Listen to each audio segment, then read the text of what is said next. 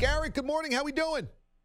I'm doing great. Thanks for having me on. I appreciate it. My pleasure, man. As a viewer myself and a fan of the league, I find it really fun. I think the league feels fun, looks fun, is fun. In terms of how you've played football at different levels before, you've played in the NFL, you've played high-level college football as well. Is this more fun than the other places you've played? Well, it's certainly been a lot of fun. I don't necessarily want to compare it, but I've really enjoyed playing in it, and I think it's been fun for a lot of us who haven't gotten to play meaningful football in quite a while, to be, come out and play extended snaps, and the rule tweaks, the adjustments to the game have been a lot of fun as well, and I think it's, through 3 weeks, it's been great. How has it been playing in a Steve Spurrier offense? I mean, in week number 1, you guys play the Orlando special, the Philly special, if you will, the throwback for a touchdown to the quarterback of the end zone. Feels like Steve always is on the cutting edge of offensive innovation. How has it been the experience playing under him within that offense? It's been a lot of fun. He obviously has his track record, his pedigree speaks for itself, and he's been great to learn from every day. It's been awesome. He's not just our head coach; he's our quarterback coach and our offensive coordinator. And so, working with him every single day has really been a great experience for me, and I feel like I've learned a lot. He also he's having fun. I mean, we've got the Steve Spurrier cruise now, where the entire coaching staff is going to be on a cruise to the Bahamas with fans. I mean, this is amazing. You got to love that from your coach, right? Absolutely. They're doing some, I think our team and in our lone away game, San Antonio, the league across the board, is doing a really nice job marketing this thing and creating some buzz and some excitement. That translates to people coming to the stands, but you also seeing the Alliance and the Apollo start to pop up elsewhere in our city of Orlando and across the nation. So it's been through 3 weeks, again, it's been this, the amount of marketing that they've done. I think the league and our team specifically has done a very nice job with that sort of thing. Garrett Gilbert, he's the starting quarterback of the Orlando Apollos. They are 3-0, one of the best teams in the Alliance. He joins us this morning on the show. What do you think if you got an invite to the cruise? You didn't have to pay. If you got an invite to the cruise, would you go? I was just thinking that because that cruise was kind of news to me. I guess I maybe saw something on the Jumbotron the other day, but I got to find a way to get myself to the Bahamas with those guys. That's what I'm saying. I'm going to have to do a little research actually after this and see what I can do to catch an invite.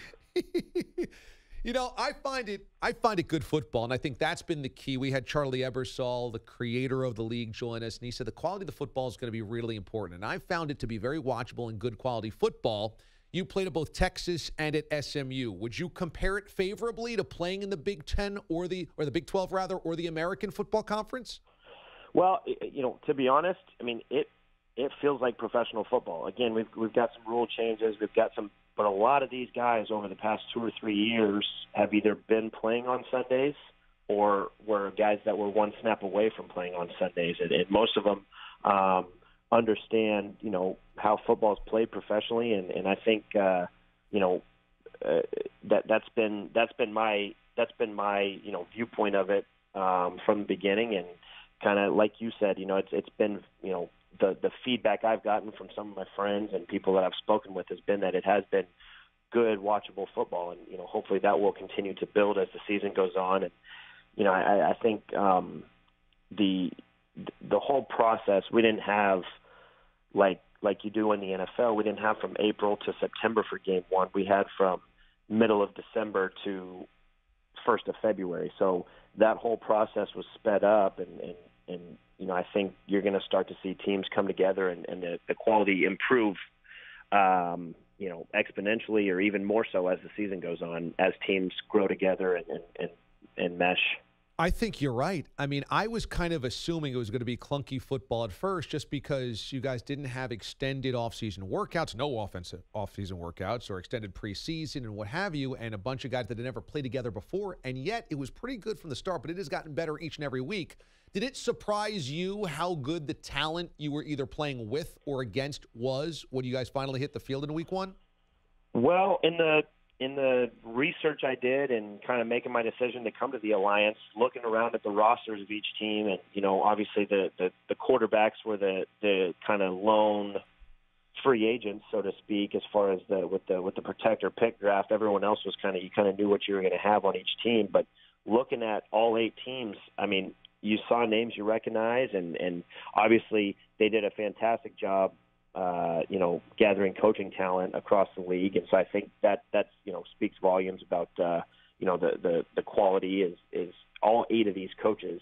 You look at their pedigrees, and they've done some fantastic things in the game of football. So you knew you were going to have well-coached teams, and then you look at some of the names that they were able to bring in and play on some of these teams. And I mean, it's pro football. It's so I wouldn't say I was surprised, but it's been great to be able to play with and against some of these guys. Apollo's quarterback, Garrett Gilbert, joining us this morning here on the show right now. Probably the best quarterback in the NFL, perhaps the best player, rather, in the Alliance, the best player in the AAF. There was the story last week about the owner of the Carolina Hurricanes infusing a bunch of cash into the league, and there were some reports that players had problems with payroll after week 1. Did you have a problem with payroll and getting paid after week 1? I believe there was a small glitch in our system. It was unrelated, I think, and we're, everything's good now. Everything's worked since week 1, and we're all, I think everything's kind of cleared itself up and everything's good to go. So no issues there. I think it stemmed from a small glitch in our system, but everything is good to go. Is the payroll system you guys get paid after every week or after every game, or is it kind of like the rest of average Joe in America, you get paid every 2 weeks? Right now it's weekly, but I would imagine, potentially, the teams are different. The different NFL teams I've been on have had different systems, whether it be 2 weeks or weekly, and so ours is a weekly pay system. Got it. So your payments have cleared week 2 and week 3, or I don't know if you were. That's correct. Yes. Okay. And that's a big deal because I think America and the fans want to see stability in the league and know that it's around for a long term. And so this infusion of cash into it is a big deal. What did it feel like for you? Are you wrapped up into those types of stories? I mean, I guess you need to get paid, so that's a big deal. Or is it also kind of this deadline focus on games that you can't necessarily worry about this kind of like overall longevity of the league? Well, combination of the two. I mean, I'm really excited to hear about that investment. I think the league as a whole was. Our team certainly was.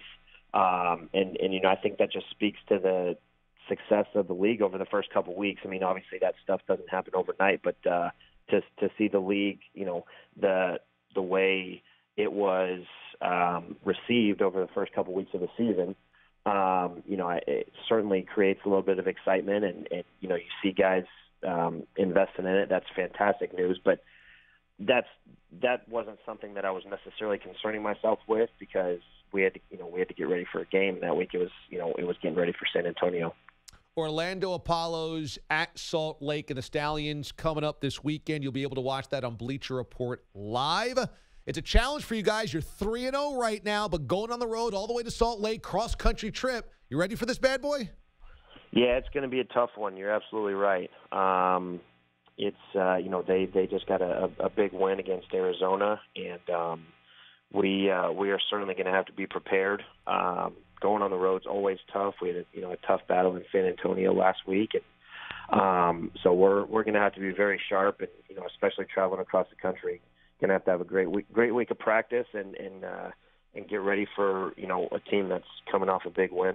Right now, the Orlando Apollos, one of the best, if not the best team in the Alliance. They'll travel to Salt Lake on Saturday. It's a 4 p.m. Eastern kick on Bleacher Report Live. Get your tickets online at AAF.com. If you're in Orlando, tickets available for the rest of the season as well. It's been a fun league to watch. We've been all over it here on the show, and it's really good to catch up with you, Garrett. Congratulations on the early season success already, my man, and we will catch up with you later on in the season if all continues well.